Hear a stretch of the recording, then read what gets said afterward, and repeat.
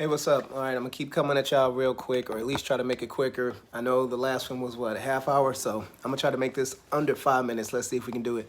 So I'm about to attack, and I say attack, it's probably the wrong words, but straight up, just attack the argument that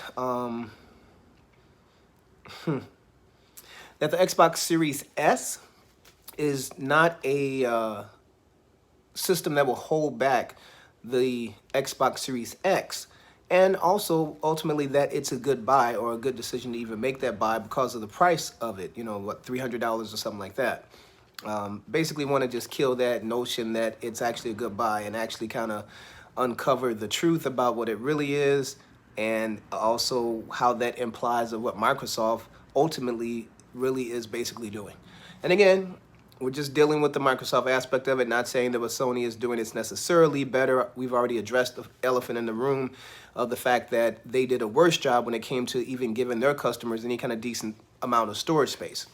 But in reference to the resolution and graphics, and of course spec-wise, the Microsoft Xbox counterparts of what they were offering were quote-unquote so much better than what Sony was offering. So let's just get into it. This is coming from Xbox Series S has a major flaw. Inside Gaming, check out their channel, Inside Gaming. Pretty funny guys. But yeah, check them out. But they're reading an article. So let's get into it.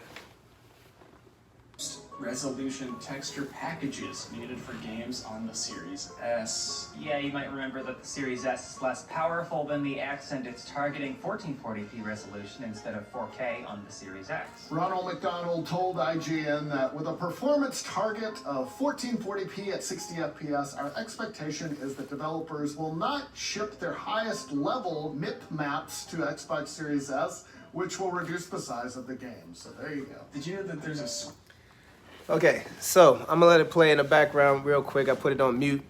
But literally what they just said and talked about, and I'm sorry, I think I started the video a little later than I wanted to, but the developers in Microsoft, well, Microsoft has literally set up the Series S to operate not even at 4K, at 1440p. So here we go. This technology for a while that allows developers to intelligently choose which assets to install on which device they're playing on, so the flexibility is in the developer's hands to make sure the right assets are there. You should have been studying this. I'm gonna go back to get that. Guys, you walk around.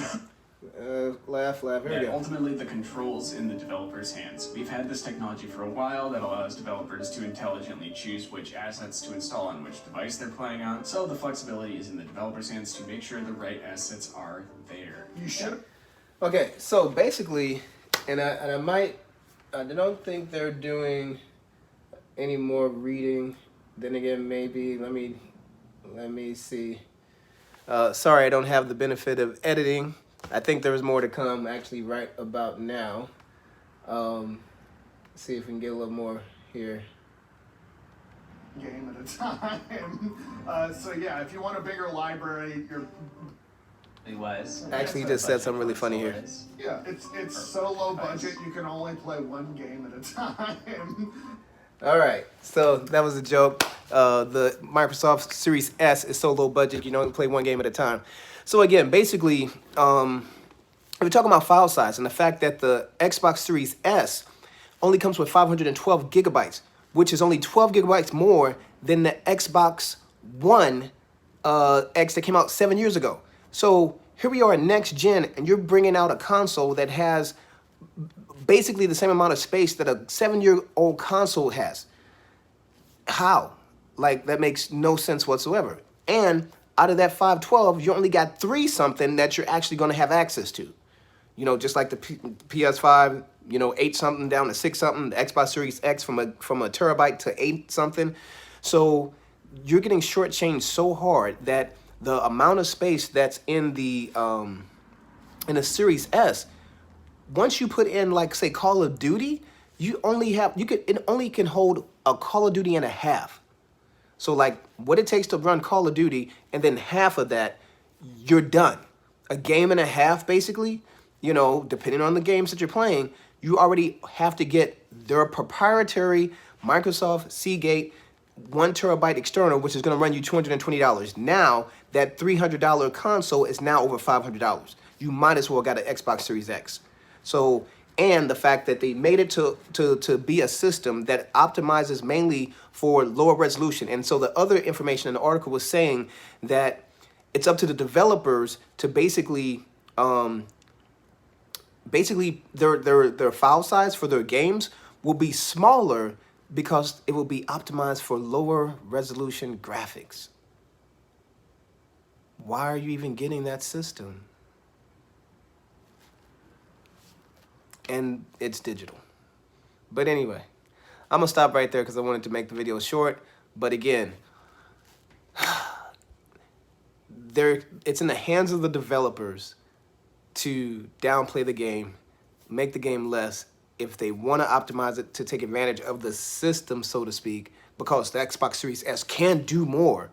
But if it does, then you'd be lucky if you have 1 or 2 games on there that takes up all the space. You know, maybe, obviously, every game's not as big as Call of Duty, but you're going to fill up that space so fast. You're only going to have a handful of games. It's a joke. But $220 extra, you're going to need it. And then you spent more than what, you know, you basically spent as much as you would have had you got a better system. $100 more could have got the PS5 digital, if you want to go digital. Anyway, better specs too, since if specs were important to you. Anyway, I'm done. Wanted to make it quick. I'm not done. I'm coming back at you with more.